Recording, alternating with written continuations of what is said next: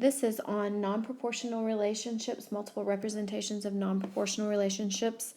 They are still linear and can be written in the format of y equals mx plus b.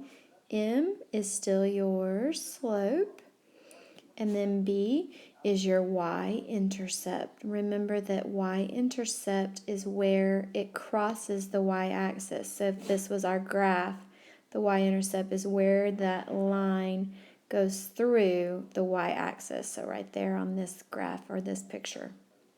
So we're going to look at an example that goes through the four quadrants or the four representations of an equation. The verbal description is your scenario. This one says at a tennis court, the cost C of renting a tennis court is $6 per hour plus $50 fee for the instructor. Symbolic is the equation. We know that they want us to use C for the variable, and C is representing the cost. And then the is usually means equals. $6 per hour means every hour they're going to charge $6. And then plus is to add a $50 fee for the instructor. So there's our equation based on our verbal description. You could change this and say y equals 6x plus 50. And if you notice, it's in this linear equation format. So we know that our slope is 6 and our y-intercept is 50. So if I skipped down to the graph, I know that on the y-axis, my line needs to go through the graph at the 50. So when I'm filling the table, notice that I'm substituting t in for hours. 1 hour would be $56 because I'm going to do 6 times 1 plus that 50. Then I would do 6 times 2 plus 50, 6 times 3 plus 50, and that's how I get that information. When I look at my graph, I need to determine which is going to go on the x-axis and which is going to go on the y-axis. My x-axis is going to be hours because that's my independent variable. My y-axis is going to be my money. So when I set my graph up on my x-axis, I'm counting by ones for hours. On my y-axis, I chose to count by tens, so I could get to the total amount. 0 hours is the $50 because it's like you have to pay that fee before you have your first lesson. Then after that, you're just increasing by $6 each time. So you pay $50 for the instructor for 0 hours. Then at 1 hour, I'm going to pay $56, which would be about right there. 2 hours, I would pay $2, which would be right there. 68. These are a little close together and small, sorry. 4 hours would be 74. And I could keep going. What you should notice is a linear pattern or linear line. Okay, this example says at the top the linear relationship between the number of monthly payments made X and the total amount of money paid towards the loan Y, including the down payment. So I'm going to start down here with the table, with the information in the table, and I'm going to look at what it's changing by each time. So if I find the difference between my Y each time, that's going to kind of give us an idea of what our constant is or what our slope is.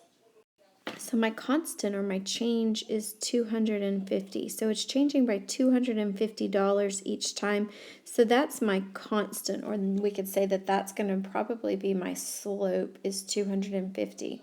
The other part that I need to look at is if I started at 0, what y would be. So if I started at 0, then I need to take this 250 away to get my 0 amount to figure out what my y-intercept is. So I'm going to do 1050 minus 250 to get what I started at. When I subtract that, I get 800. So that means that at 0 months or at 0 monthly payments, I have $800. So in this case, that's going to be my y-intercept, but that's also what they're saying is my down payment.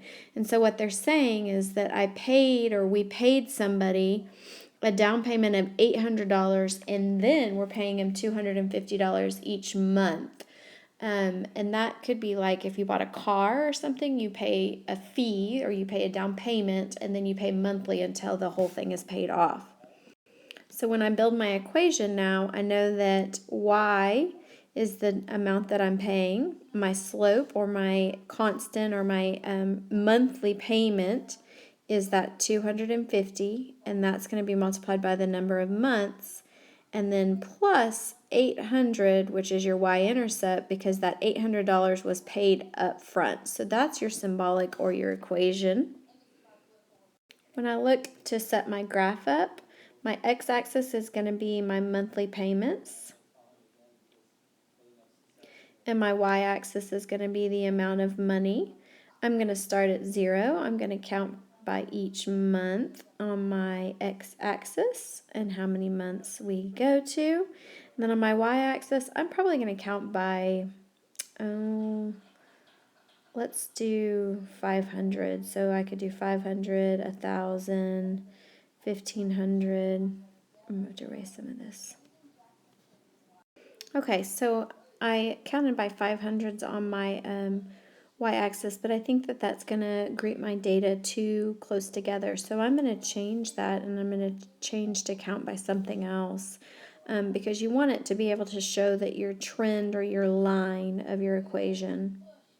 Okay, so I changed it to count by 250 so that you can see the trend of your data a little bit better. So I know that I'm going to start at 800, which is going to be about right here at 0 months, because that's our down payment.